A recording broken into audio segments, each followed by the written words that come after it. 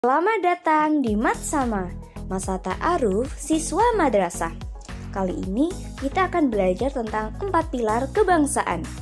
Nah anak-anak, salah satu karakteristik Indonesia sebagai negara bangsa adalah kebesaran, keluasan, dan kemajemukannya.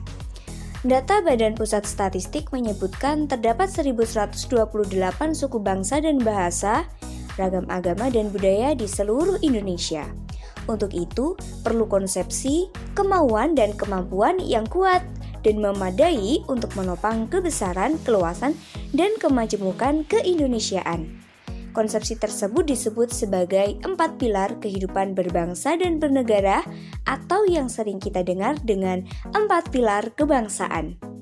4 pilar kebangsaan adalah tiang penyangga yang kokoh agar rakyat Indonesia merasa aman, nyaman, tentram, dan sejahtera serta terhindar dari berbagai macam gangguan dan bencana. 4 pilar disebut juga fondasi atau dasar yang menentukan kokohnya bangunan.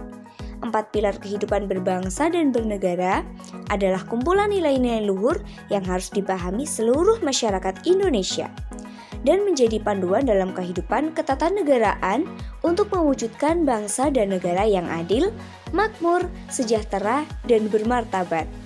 Nah, 4 pilar kebangsaan itu apa aja sih anak-anak? Yang pertama adalah Pancasila. Pancasila merupakan ideologi dasar negara Indonesia. Nama Pancasila sendiri berasal dari dua kata Sangsekerta, yaitu panca yang berarti 5 dan sila yang berarti prinsip atau asa. Kelima prinsip tersebut juga tercantum dalam paragraf keempat pembukaan Undang-Undang Dasar 1945. Adapun 5 prinsip utama yang menyusun Pancasila adalah ketuhanan yang Maha Esa, kemanusiaan yang adil dan beradab, persatuan Indonesia, kerakyatan yang dipimpin oleh hikmat kebijaksanaan dalam permusyawaratan perwakilan, dan keadilan sosial bagi seluruh rakyat Indonesia. Yang kedua adalah Undang-Undang Dasar 1945. UUD 1945 pertama kali disusun rancangannya pada tanggal 29 April 1945. Untuk membuat undang-undang ini, Badan Penyelidik Usaha Persiapan Kemerdekaan Indonesia atau BPUPKI sengaja dibentuk. Kemudian, pada tanggal 22 Juni 1945, dibentuk Panitia 9. Mereka diketahui merancang Piagam Jakarta yang kemudian menjadi naskah pembukaan Undang-Undang Dasar 1945. Pada 18 Agustus, Panitia Persiapan Kemerdekaan Indonesia atau PPKI mengesahkan Undang-Undang Dasar 1945 sebagai Undang-Undang Dasar Republik Indonesia.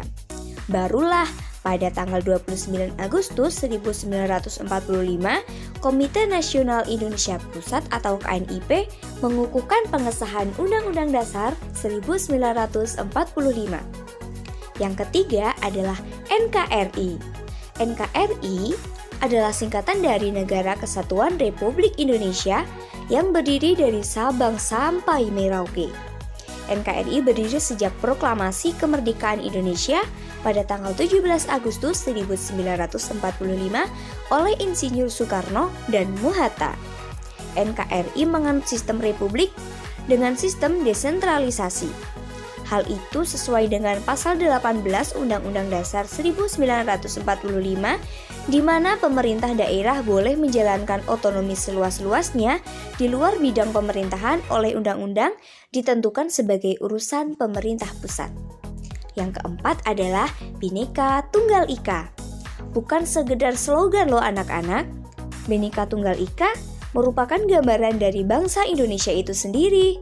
Adapun Bhina artinya pecah, Ika artinya itu, dan Tunggal artinya satu. Sehingga Bhinneka Tunggal Ika itu berarti terpecah itu satu.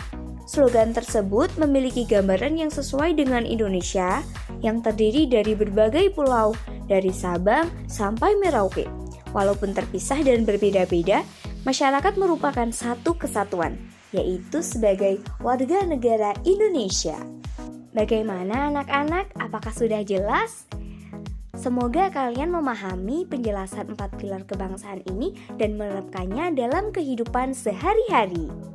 Semoga bermanfaat, tetap semangat belajar meskipun di rumah saja.